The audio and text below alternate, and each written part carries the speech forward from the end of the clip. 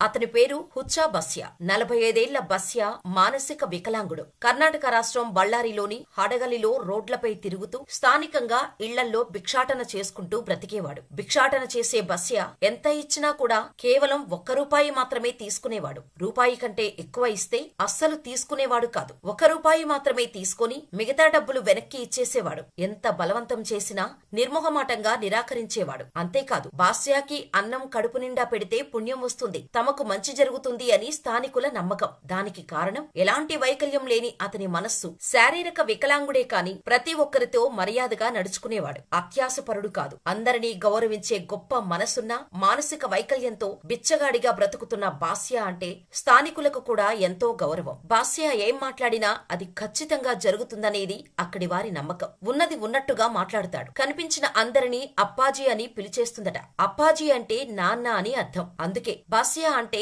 అక్కడి వారికి ప్రత్యేక అభిమానం ఉంటుందట. ఇక ఆయనతో మాట్లాడాలంటే అదృష్టంగా భావిస్తారు అక్కడి జనాలు. అంతేకాదు, కర్ణాటక మాజీ దివంగత ముఖ్యమంత్రి ఎంపీ ప్రకాష్, ఆ రాష్ట్ర మాజీ మంత్రి పరమేశ్వర నాయక్ వంటి ప్రముఖులతోనూ బస్య ఎటువంటి జంకు లేకుండా మాట్లాడేవారట. అందుకే బిచ్చగాడైనప్పటికీ అతనంటే అందరికీ అంత గౌరవం. అయితే ఓ రోజు అనుకోకుండా ప్రమాదవశాత్తు రోడ్డు క్రాస్ చేస్తుండగా బస్సు ఢీకొనడంతో తీవ్రంగా గాయపడ్డాడు బాస్య. అది గమనించిన స్థానికులు హుటాహుటిన దగ్గరలో ఉన్న హాస్పిటల్లో జాయిన్ చేశారు. కానీ అప్పటికే చాలా నెత్తురుపోయింది. డాక్టర్స్ కూడా ఏమీ చేయలేమని తేల్చి చెప్పేశారు. స్థానికుల గుండెలు బద్దలయ్యాయి. అప్పటి వరకు తమ ముందే ఎంతో ఆప్యాయంగా, ఆనందంగా, కల్ముషం లేని చిరునవ్వుతో కనిపించే బాస్య ఇక బ్రతకలేడని తెలిసి అందరూ ఎంతో మదనపడ్డారు. కనీసం ప్రతిరోజు బాస్యాను ప్రేమగా పలకరించి ₹1 ఇవ్వకపోతే కొందరికి రోజు కూడా మొదలయ్యేది కాదు. బిచ్చగాడైనప్పటికీ మంచి మనసుండటంతో అందరిలోనూ ఒకడిలా బ్రతికిన బాస్య చనిపోవటంతో కర్ణాటక మొత్తం అతని చివరి చూపు కోసం కదలి వచ్చింది. రహదారుల వెంట ఫ్లెక్సీలు పెడుతూ సంతాపం వ్యక్తం చేశారు. అతని అంతిమ సంస్కారాలకు వేలాదిగా జనం తరలి వచ్చారు. హడగలిలోని రోడ్లు ఇసుక వేస్తే రాలనంతగా మారాయి. నిజంగా ఎంత గొప్ప చావు కదా. కాని హుచ్చా బస్య కథ తెలుసుకున్నాక ఎలా బ్రతికితే ఏంటి?